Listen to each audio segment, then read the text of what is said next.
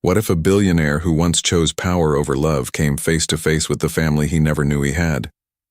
This is the story of Ryan Harrison, a man who abandoned his pregnant wife only to find her years later on the streets with 3 little boys who looked exactly like him.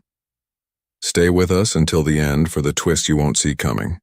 And before we begin, let us know in the comments where you're watching from.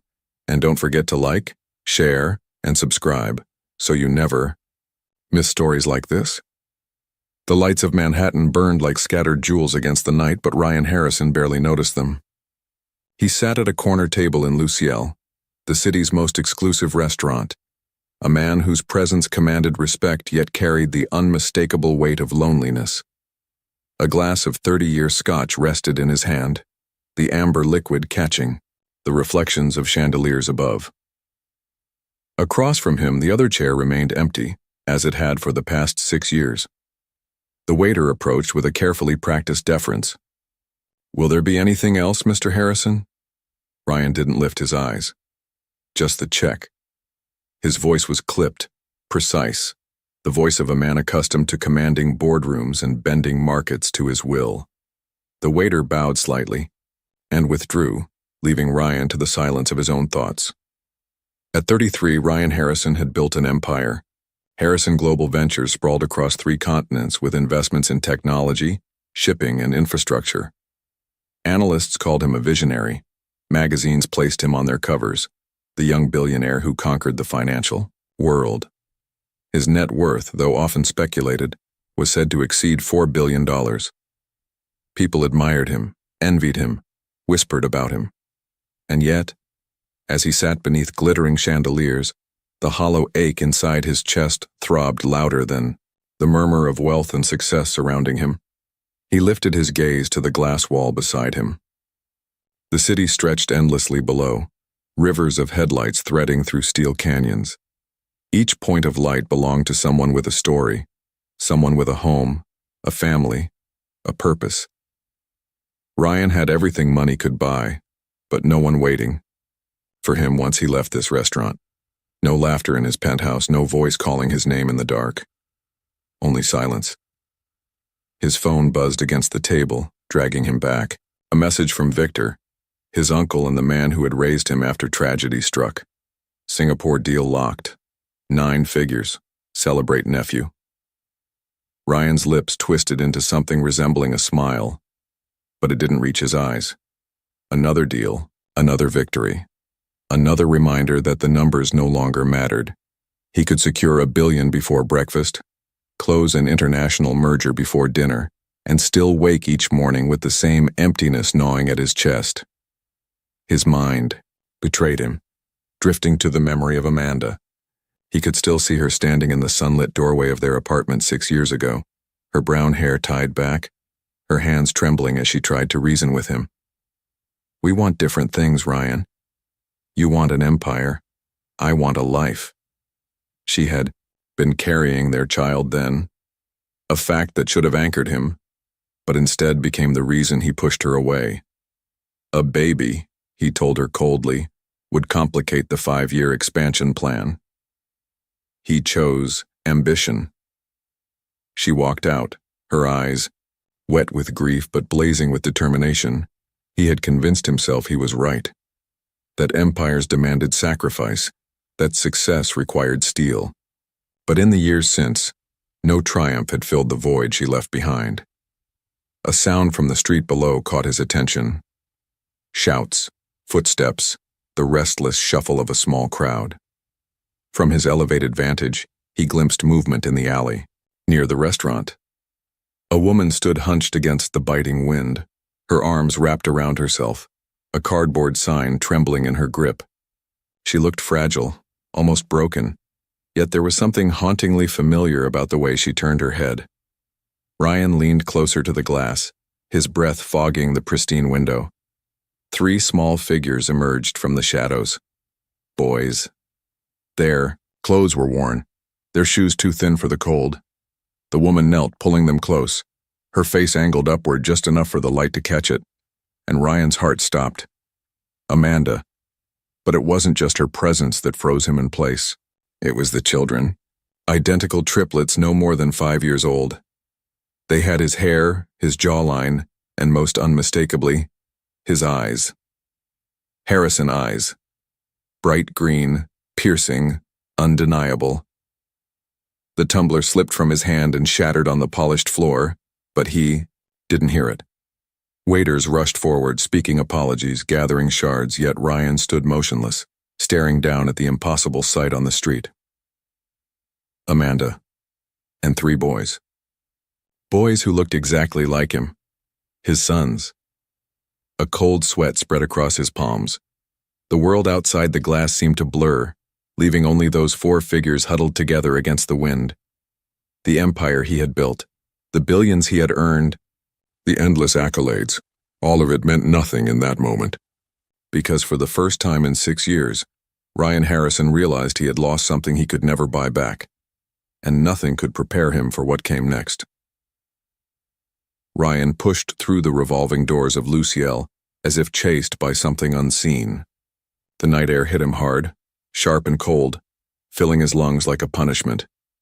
His polished shoes struck the pavement in quick, uneven strides, his heart thundering as he scanned the crowded sidewalk.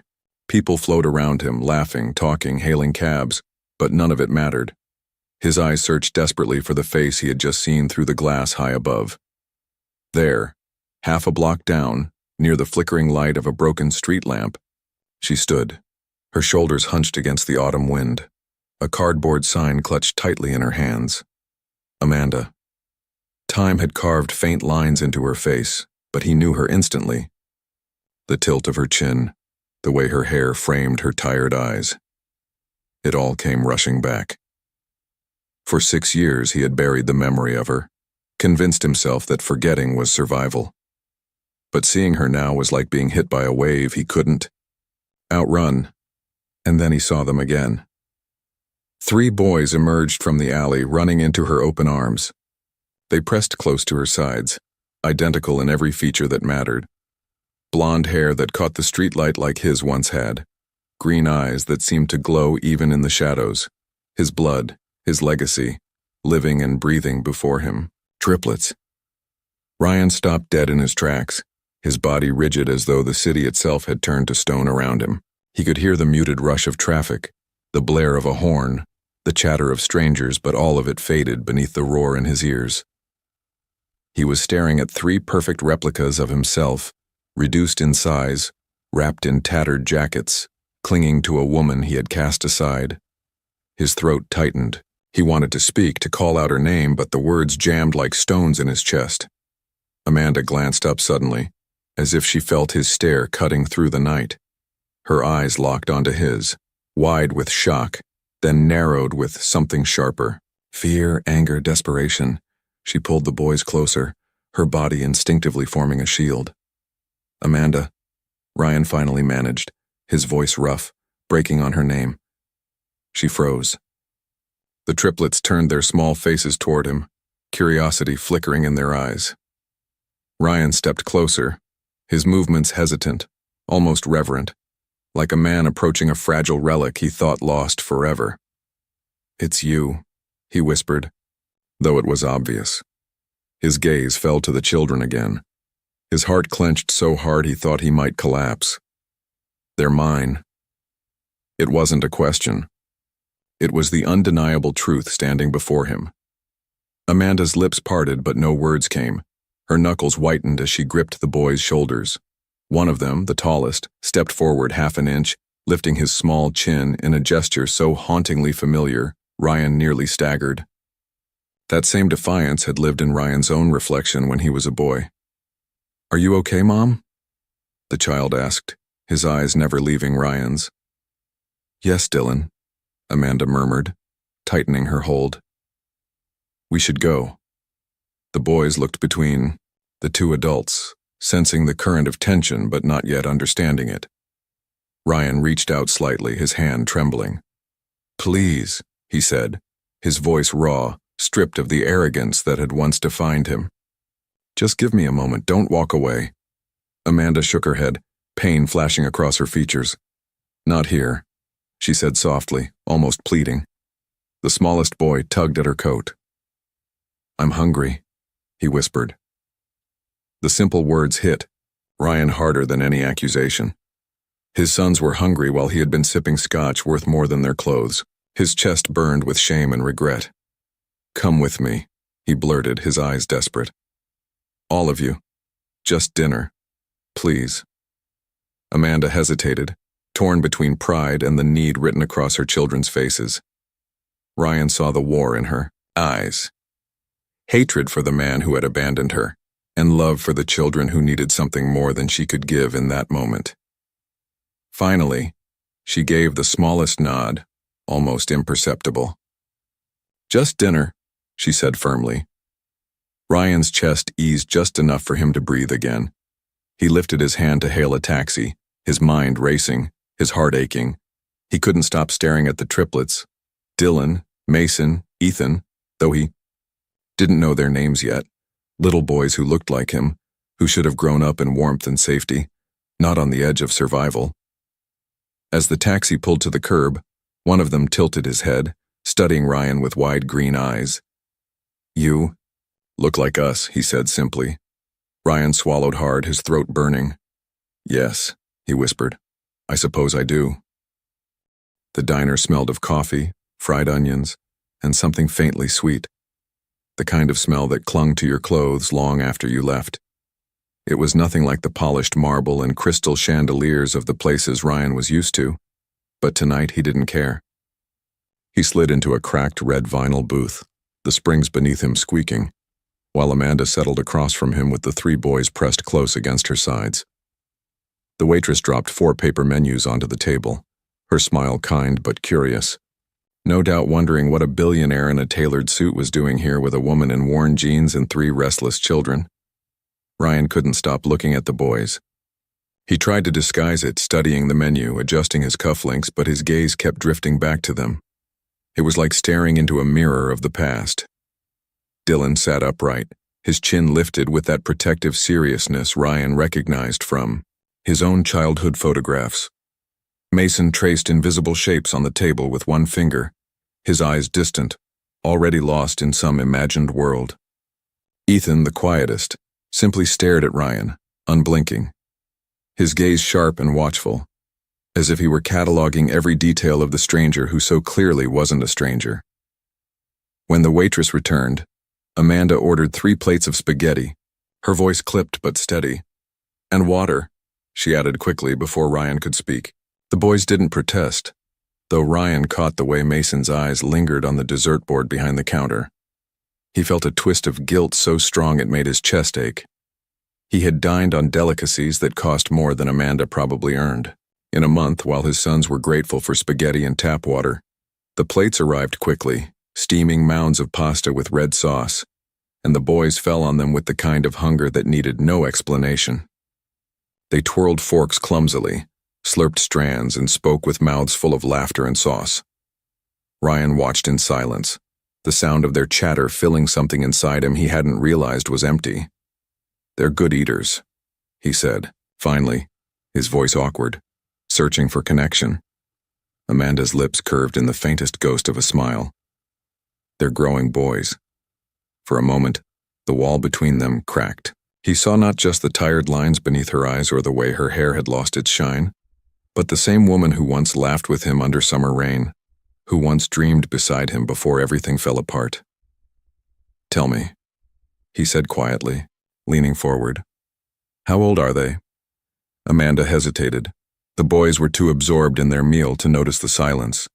"5, she said at last, barely more than a whisper.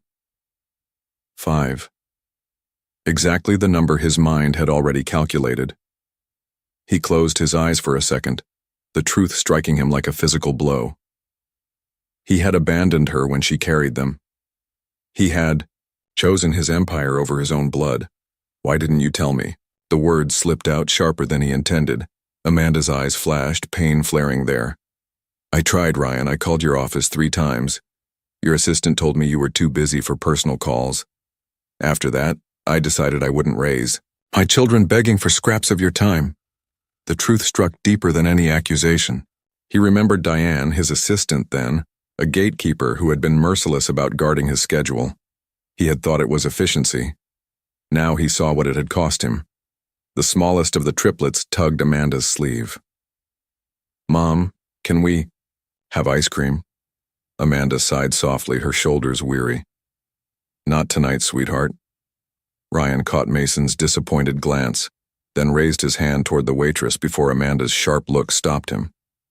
He hesitated, then lowered it again. She didn't want charity. Not from him. Instead, he leaned across the table, his voice steady, softer than she remembered. "Let me. Just for tonight." Amanda studied him, her pride warring with practicality, her eyes shimmering with emotions too tangled to name. At last, she gave the smallest nod. The waitress brought 3 scoops of vanilla drizzled with chocolate syrup, and the boys cheered as if it were the greatest feast in the world. Ryan watched them, memorizing the curve of their smiles, the sound of their laughter.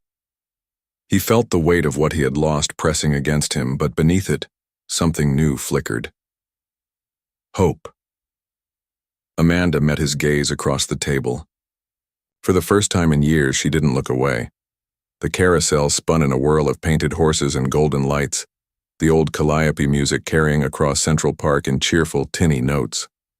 Ryan stood near the ticket booth, hands shoved into the pockets of his tailored coat, shifting his weight like a nervous boy waiting for a date. He hadn't felt this kind of restless anticipation in years. Deals worth hundreds of millions never made his palms sweat. Yet the thought of 3 small boys approaching from one of the winding park paths made his pulse thunder in his ears. He checked his watch again. 2 o'clock. Then, from the east side of the path, he saw them. Amanda walked slowly, shoulders squared as if bracing for something heavy. Beside her, 3 matching blue jackets bobbed up and down as the boys hurried ahead, their laughter bright against the autumn air. Ryan felt his breath catch. They looked even more identical in daylight, like a small team moving in perfect rhythm. Dylan was the first to spot him. He stopped abruptly, his protective instinct flaring as he placed an arm across his brother's chests. Mason and Ethan stumbled to a halt, looking from Dylan to the tall figure waiting by the carousel. "You came," Ryan said when Amanda reached him, his voice quieter than he'd intended. "I promised we would," she replied, though her expression carried the caution of someone who had been disappointed too many times. Ryan crouched down so he wouldn't tower over the boys. "You can call me Ryan," he said, offering a smile. He had rehearsed a dozen things to say on the drive over, but all of them scattered like leaves in the wind when faced with their curious stares. Mason stepped forward first, holding something clutched in his small hand. "Do you like dinosaurs?" he asked with disarming seriousness, opening his palm to reveal a tiny plastic triceratops. Ryan's chest tightened. "I love dinosaurs," he answered without hesitation. "When I was your age, I used to draw them in the margins of my homework." Mason's eyes lit up. "Me too." Amanda exhaled softly, her lips twitching despite herself. The tension eased a fraction. They boarded the carousel together. Ryan bought the tickets, and when the boys scrambled onto the brightly painted horses, he lifted Ethan into the saddle himself. The child clung to the pole nervously until Ryan steadied his small hands.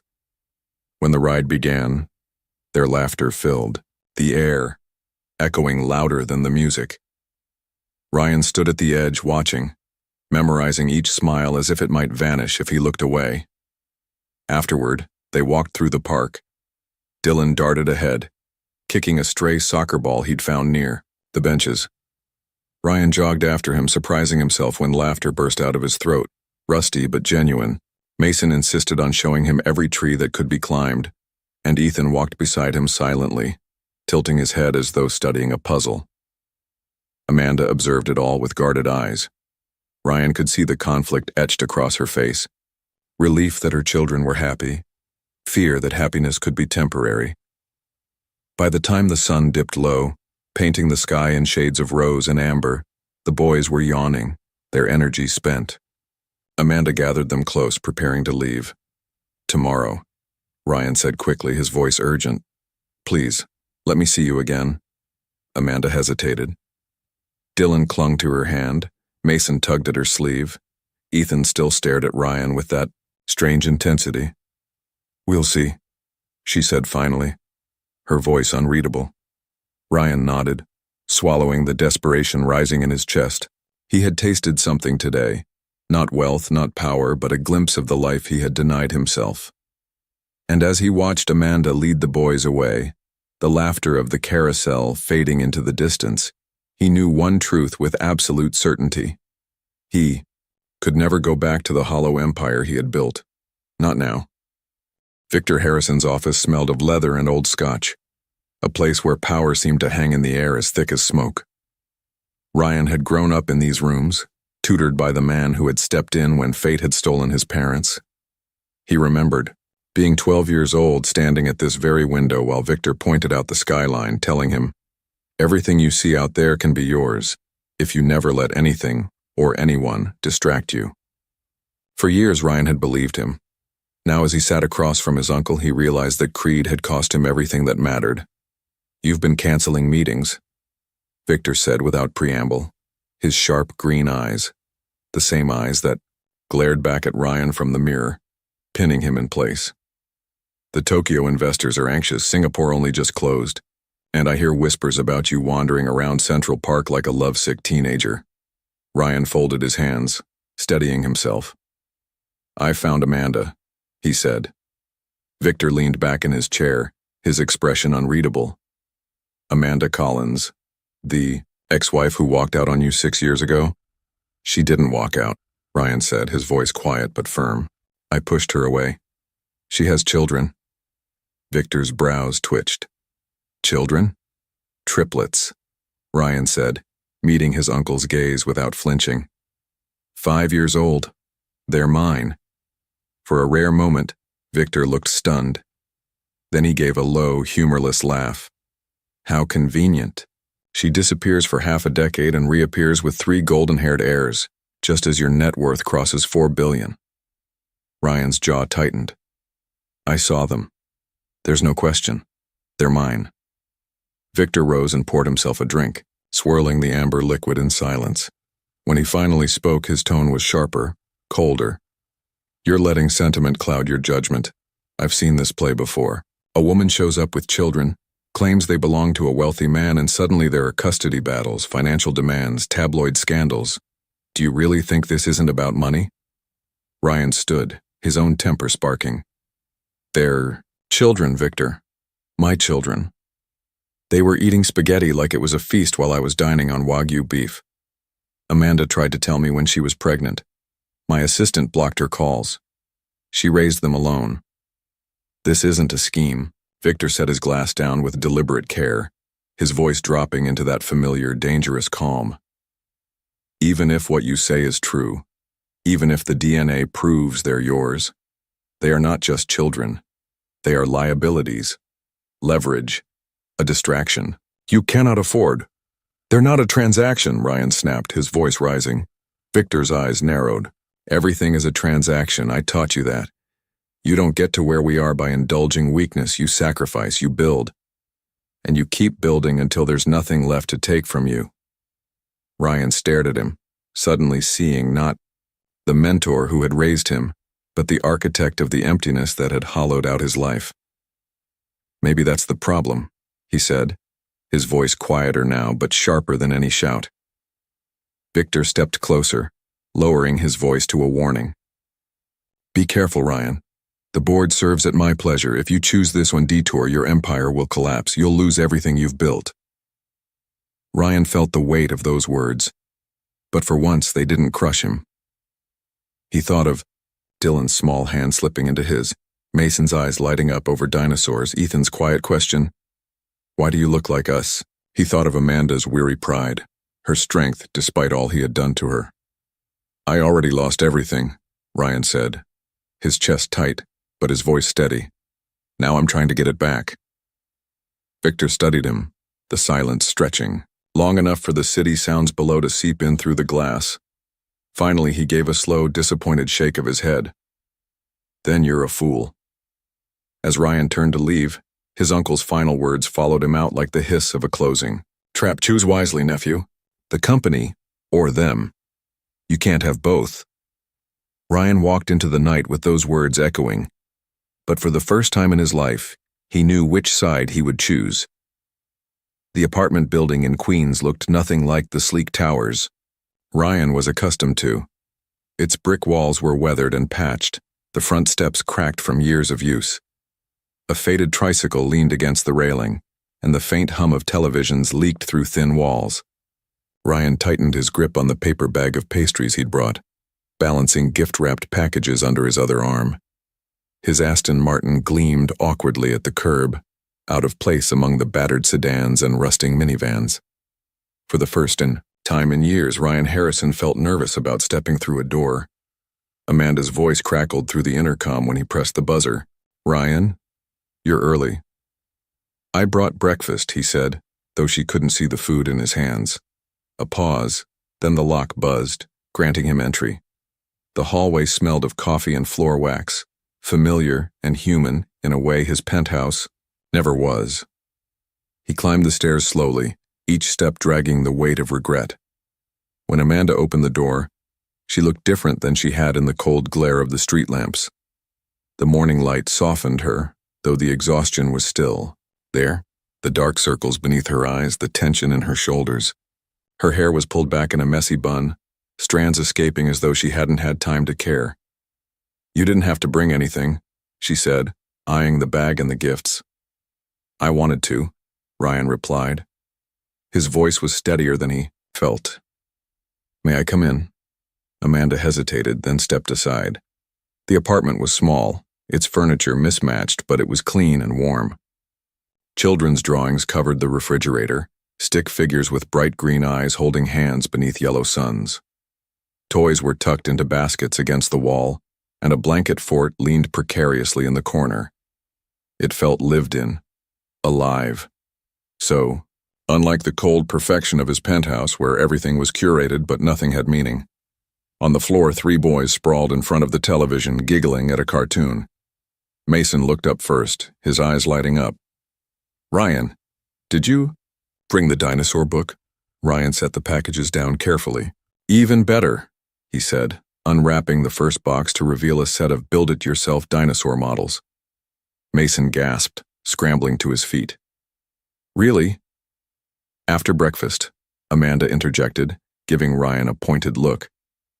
They sat at the small kitchen table, the 4 of them crammed together with Amanda across from him, her posture protective. Ryan handed out pastries, watching as the boys devoured them with unguarded delight. He noticed how Amanda guided them gently, reminding Ethan to chew slowly, asking Dylan to share the napkins, praising Mason for clearing his plate without being asked. There was discipline here, but also love, the kind of steady care that had shaped 3 remarkable children against all odds. "You've done an incredible job," Ryan said quietly, as Amanda rinsed plates in the sink. She glanced over her shoulder, surprise flickering across her face before she turned back to the dishes. When the table was cleared, Amanda announced, "We're going to the museum today, free admission on Saturdays." Ryan hesitated, then said, "That's why I came early. I thought maybe I could join you." Her eyes narrowed, studying him as if trying to uncover his true motive. Finally, she said, "The boys would like that." The Natural History Museum was crowded, alive with chatter and footsteps echoing off marble floors. Ryan walked beside his sons as they darted from exhibit to exhibit, their enthusiasm unstoppable. Dylan clutched a soccer ball he'd begged to bring, balancing it under his arm even as he marveled at ancient fossils. Mason lingered at every dinosaur skeleton, sketching quick outlines in a small notebook he carried everywhere. Ethan pressed his face close to the glass cases, whispering questions about minerals, meteorites, and evolution. Ryan knelt beside Ethan at the Hall of Gems, explaining in simple words why some stones sparkled while others remained dull. The boy listened with rapt attention, his wide eyes fixed on him. Amanda, watching from a distance, caught something in the scene that made her pause. This wasn't the ruthless man she remembered. This was a father. In the gift shop, Mason's eyes brimmed with tears as he stared at an expensive dinosaur encyclopedia. "We'll look for it at the library," Amanda soothed, her voice firm but gentle. Ryan instinctively reached for his wallet, then stopped at Amanda's warning glance. Instead, he knelt and said, "You know what? I have that book at home. Next time you visit, we can read it together." Mason blinked, hope flickering. "We can visit your house?" Ryan looked to Amanda, who hesitated, then gave a small nod. "Yes," Ryan said softly. "If your mom agrees." Ethan tugged at his sleeve. "With the swimming pool?" Ryan laughed, the sound startling even himself. "Yes, with the swimming pool." As they left the museum, Dylan slipped his small hand into Ryan's. The gesture was cautious, tentative, but it sent a surge of warmth through Ryan's chest, so fierce it almost hurt. He looked down at his son, at the boy's serious expression, and tightened his grip gently. For the first time, Ryan understood what real wealth looked like, and it had nothing to do with the billions in his accounts. The boardroom stretched before Ryan like an arena. The polished mahogany table gleamed under recessed lights, its surface lined with folders, tablets, and half-empty glasses of mineral water. 12 directors sat in their leather chairs, their faces taut with anticipation. The city skyline loomed beyond the wall of glass, but tonight the view felt less like triumph and more like judgment. At the far end, Victor Harrison leaned back, his silver hair catching the light, his eyes sharp as blades. He didn't need to speak. His disapproval radiated across the room like a storm front. Ryan stood at the head of the table, papers in hand, but his voice came from somewhere deeper than strategy. "I've recently discovered I have 3 sons," he began, steady despite the tremor in his chest. A ripple of surprise traveled down the line of board members. "They're 5 years old. Their mother raised them alone after I failed to step up when it mattered most. I will not fail them again." Victor shifted, his lips curling in disdain. "This is hardly a matter for board discussion. Your personal mistakes—" Ryan cut him off, his voice firm. "It's not just personal. It's about the future of this company and what kind of leadership it will have." He slid folders across the table, the pages inside outlining a new structure. 3 senior vice presidents elevated to share operations, while Ryan retained strategic oversight. "This allows me to balance my responsibilities as a father and still guide Harrison Global toward growth." A murmur rose among the directors. Some leaned forward, intrigued. Others frowned, calculating risks. Abigail Chen, the longest-serving member besides Victor, tapped a finger thoughtfully against the folder before her. Victor's laugh was sharp and humorless. "So this is your solution? Dilute your control and weaken our position in the market? Gentlemen, ladies, do you not see what's happening? My nephew has been manipulated by a woman with a convenient story and 3 conveniently timed heirs. He's letting sentiment cripple his judgment." The words struck Ryan like a lash, but he refused to flinch. He thought of Amanda's tired eyes, of Mason sketching dinosaurs, Ethan's endless questions, Dylan's protective hand on his brother's shoulders.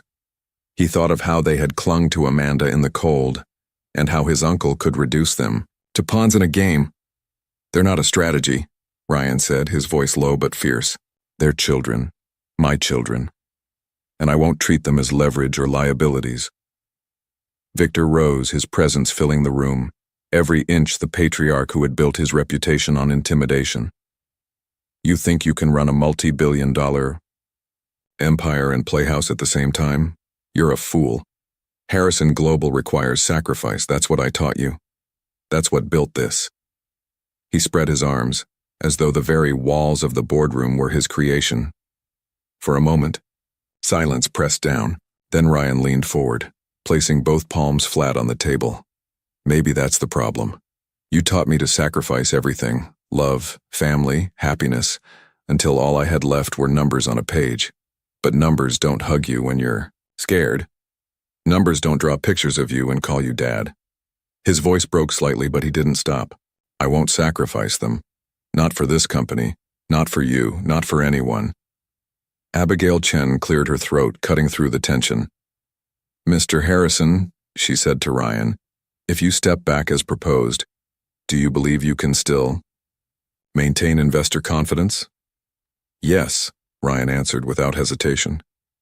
Because leadership isn't about being everywhere at once. It's about knowing where you're needed most. I'll be present for every major client, every critical negotiation, and when I'm not here, I'll be raising sons who one day will know integrity matters more than ambition. The board members exchanged glances. Some nodded faintly, others remained unreadable. Victor, however, bristled, his hand tightening around his pen. "This is emotional blackmail," he spat.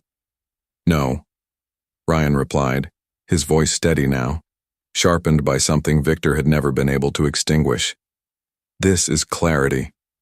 For a moment, uncle and nephew stared at each other, across the table, two men bound by blood but divided by everything else. The silence stretched, filled only by the sound of the city far below. And in that silence, Ryan realized he had already won, not because the board would side with him, but because he had finally broken free from the shadow of the man who raised him. Whatever decision the board reached, his course was set. He would not walk away from his sons. Victor sat slowly, his face a mask of fury held barely in check. "Then you've chosen, nephew," he said, his voice soft but venomous.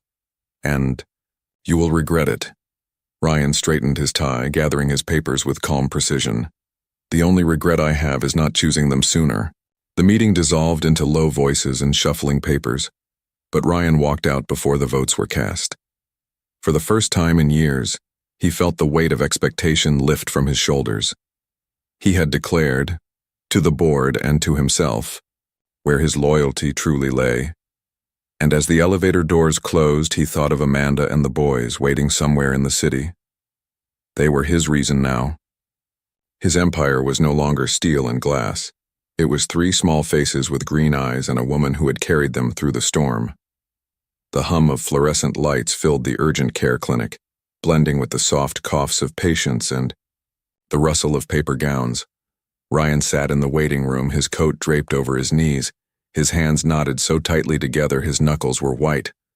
Amanda sat beside him, her shoulders tense, her face pale with worry. Across from them, Ethan lay curled on a vinyl chair, his cheeks flushed, his small chest rising and falling in quick, shallow breaths. Hours earlier, Ryan had been in his corner office, the Tokyo expansion files spread before him, when Amanda's voice had broken through the noise of his world. Ethan's fever hit 103. The school nurse called. "I'm taking him in now." The words had jolted through him with more urgency than any investor call. Without hesitation, he left everything on his desk, ignoring the startled look of his assistant, and rushed across the city. Now, as he watched his son's fragile body shiver beneath a thin blanket, Ryan understood fear in a way he never had before. Not the fear of losing money or missing a deal, but the raw terror of losing something irreplaceable. Amanda brushed a damp strand of hair from Ethan's forehead. "He's burning up," she whispered, almost to herself. Her hands trembled, though she tried to steady them. Ryan wanted to reach for her to give her some strength, but he hesitated, unsure if she'd accept it. When the nurse finally called Ethan's name, Amanda rose quickly, lifting him into her arms. Ryan followed, every muscle taut as they entered the small examination room. The doctor, a kind-eyed woman in her 40s, examined Ethan gently, her hands brisk but careful. "We'll need to run a quick blood test," she said, preparing a tray. Ethan's eyes widened, fear overtaking fever for a moment. "No needle," he whispered, clutching Amanda's shirt. Ryan stepped forward before Amanda could answer. He scooped Ethan into his lap, settling him on the table. "Hey, buddy," he murmured, his voice low and calm. "Look at me." He held Ethan's small hands in his own, forcing him to focus on his face. "Did I ever tell you about the time I had to get 7 shots in one day, right before I went on a trip to Africa?" Ethan blinked at him, caught between fear and curiosity. "7? 7, Ryan said with exaggerated seriousness. "And you know what? I was so scared I almost ran right out of the doctor's office. But then I thought, if I can handle this, maybe I'll get to see lions up close, and giraffes, and the biggest crocodiles you can imagine." As Ryan spun the tale, adding dramatic roars and wide gestures, the nurse slipped the needle into Ethan's arm. The boy barely flinched, too busy laughing when Ryan made a ridiculous crocodile face. By the time the vial was filled, Ethan was grinning weakly, his earlier terror forgotten. Amanda watched silently, her eyes shining. For the first time in years, she was seeing the man she once knew. Not the cold CEO who had shut her out, but the Ryan who could turn fear into laughter with nothing more than his voice. Later, when the doctor confirmed strep throat and handed over a prescription, Ryan carried Ethan to the car himself. The boy slept against his chest, his fever slowly easing. In the passenger seat, Amanda sat exhausted, her arms wrapped around herself. Ryan glanced at her as he buckled Ethan into the back seat. "When was the last time you ate?" he asked. She shrugged, avoiding his gaze. "I don't remember." Ryan stopped at a vending machine inside the clinic lobby and returned with a coffee for her, pressing it into her hands. She stared at it for a long moment, then whispered, "Thank you." Back at Amanda's apartment, Dylan and Mason rushed to the door, their faces anxious until they saw Ethan sleeping safely in Ryan's arms. Relief washed over them, and Amanda quickly ushered them inside. Ryan laid Ethan in his small bed, pulling the blanket up to his chin, brushing a hand gently across his forehead. Amanda stood in the doorway, arms folded, her face unreadable. "You didn't have to come," she said softly. Ryan turned, his voice steady, simple. "I'm his father. Of course I had to." For a long moment their eyes held. Something shifted between them, fragile but undeniable, like the first warmth after winter. Amanda's gaze softened and she whispered, "Maybe you're not the man I remember. Maybe you're better." Ryan didn't trust himself to answer. Instead, he looked back at Ethan, sleeping peacefully now, and felt a vow settle deep in his chest. Deals could wait. Empires could crumble. But this was where he was needed, and this time, he would not walk away. Ryan's office felt like a cage the next morning. The glass walls, the polished steel, the panoramic view of Manhattan, once symbols of victory, now pressed in on him like accusations.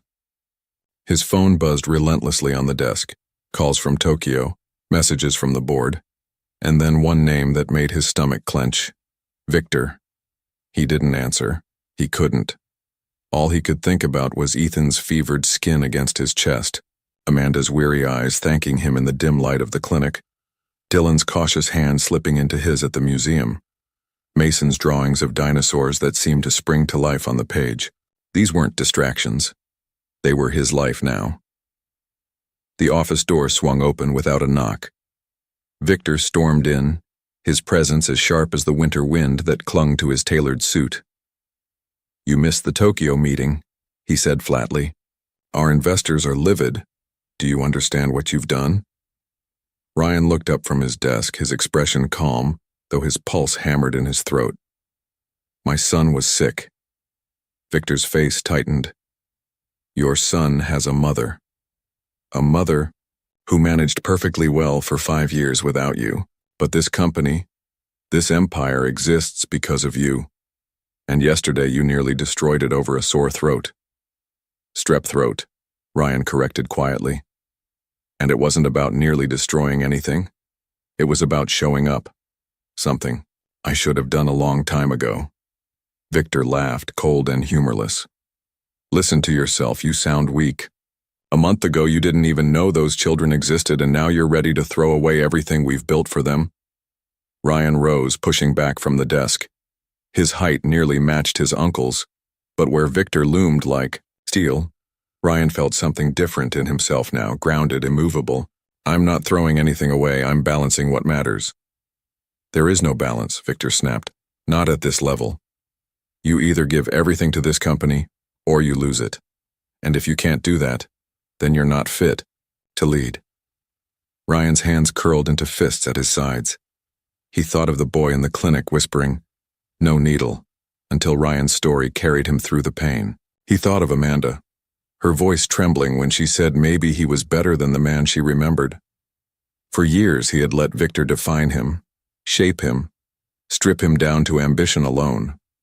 But now, standing in the office that once embodied his worth, he understood something Victor never could. "I am fit to lead," Ryan said, his voice steady, sharp as glass. "Because I finally know what it means. Leadership isn't just about profit margins and quarterly reports. It's about responsibility. It's about protecting what matters most. And for me, that's not just shareholders, it's my children." Victor's eyes narrowed, his jaw set. "Then you force me to act. Tomorrow morning I'm calling for a vote of no confidence. You'll either show the board where your loyalties lie, or you'll be out." Ryan felt the blood drain from his face, but he didn't falter. He met his uncle's gaze with a calmness he hadn't known he possessed. "Then call it," he said, "because if I have to choose between Harrison Global and my sons, I'll choose them every time." Victor's lips pressed into a thin line. He turned sharply and left, the door slamming behind him. Silence filled the office, broken only by the buzz of Ryan's phone. A new message. "Amanda, Ethan's fever broke. He's asking for you." Ryan sank into his chair, the weight of the coming storm heavy on his shoulders. But when he read Amanda's words again, a quiet certainty filled him. No boardroom, no empire, no threat from Victor Harrison could compete with the sound of his son calling for him.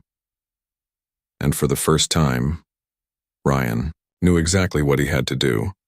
The boardroom was colder than Ryan remembered. Perhaps it was the way the winter light filtered through the glass walls, sharp and unforgiving. Or perhaps it was the tension that coiled in the air like smoke before a fire. The long mahogany table stretched before him, 12 directors seated, in neat rows, their eyes shifting between Ryan and Victor as though watching the beginning of a duel. Victor stood first, his silver hair immaculate, his voice smooth but edged with steel. "This company has thrived because its leadership never wavered. Sacrifice built Harrison Global. Sacrifice will keep it standing. And today we must ask whether our CEO still understands that truth." His gaze cut to Ryan, a challenge cloaked in civility. Ryan rose slowly, buttoning his suit jacket. His heart pounded, but his voice was steady. "My uncle is right about one thing. Sacrifice did build this company. But somewhere along the way we forgot what we were sacrificing. Not just time or comfort, but people, families, lives. 6 years ago I let ambition blind me. I abandoned my wife, I abandoned my children before they were even born. And what did it give me? Billions in the bank, an empire in my name, and an emptiness so deep it hollowed me out." Murmurs rippled down the table. Ryan leaned forward, his eyes burning now with the truth he could no longer contain. "A month ago I found them, Amanda, my 3 sons, and in their faces, I saw everything I had thrown away. I won't make that mistake again.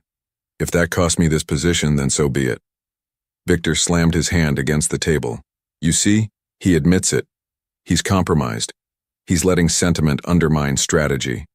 That is weakness, and weakness is poison to a corporation of this scale." Ryan turned to the board, ignoring the venom in his uncle's voice. "You've all seen the numbers. Under my leadership, we expanded into Asia. We secured record-breaking contracts, and we weathered market storms others couldn't. But more importantly, you've seen the changes these past few weeks. Delegation, shared leadership, a structure that doesn't rely on one man burning himself to ash at the altar of profit. This company can thrive because I finally understand that life isn't about choosing between empire and family. It's about making both stronger." He slid folders across the table. Plans for restructuring, promotions for 3 senior vice presidents, strategies for sustainability that went beyond the next quarter's profits. This is the future, a company that values balance, that adapts instead of consuming its own. If that vision doesn't resonate with you, then I'll step aside today. The silence was thick enough to choke on. Abigail Chen, her expression unreadable, flipped through the folder in front of her. At last she spoke, her voice calm but firm. "Mr. Harrison, your proposal is bold. Risky, yes, but progressive. And frankly, after decades of profit-first leadership, perhaps exactly what we need. I support it. Others began to nod, one after another. Not unanimous, but enough. The tide was turning. Victor's face darkened, fury etched into every line. You fools. You'll regret this. He's letting sentiment drag us down, and you'll all pay the price. Ryan met his uncle's glare, his voice quiet but resolute. No, Victor. I've already paid the price. Now I'm done. The vote was cast, the restructuring passed. Ryan remained CEO. When the meeting ended, Victor stalked out without another word. Ryan lingered a moment, staring down at the folder Mason had given him the night before. A drawing of 5 figures holding hands beneath a crooked sun. 3 small boys, a woman with Amanda's hair, and a tall man with his own green eyes. His son had labeled it in careful block letters, "My family." As Ryan left the boardroom, he felt lighter than he had in years. Outside, the city stretched wide and endless, but for once it didn't feel like a battlefield. It felt like a place he could belong. His phone buzzed. A photo from Amanda. The boys at their school art fair, their grins smeared with paint. Hurry, Dad. Dylan wants you to see his rocket.